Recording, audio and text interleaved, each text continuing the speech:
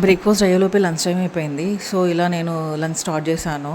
ఒక heavy base ఉన్న bowl తీసుకొని కలరైజ్ చేద్దాం అనేసి ఇలా ఆనియన్స్, టొమాటో, మిర్చి, పుదీనా, కొత్తిమీర ఇవన్నీ ఆయిల్లో బాగా సాట్ చేసుకున్నాను. బాగా గొజ్జుగా వచ్చేలాగా సాట్ చేసుకున్నాను. ఆ తర్వాత ఈ మసాలా యాడ్ చేశాను.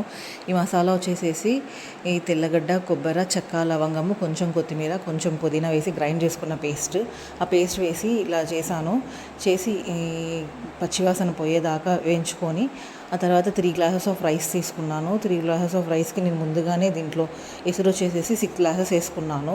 సో ఇలా ఎసురు ఉడికిన తర్వాత రైస్ వేసుకున్నాను. దాంట్లో రైస్ వేసుకొని మీడియం ఫ్లేమ్లో ఒక 15-20 మినిట్స్ రైస్ కుక్ చేసుకున్నాను.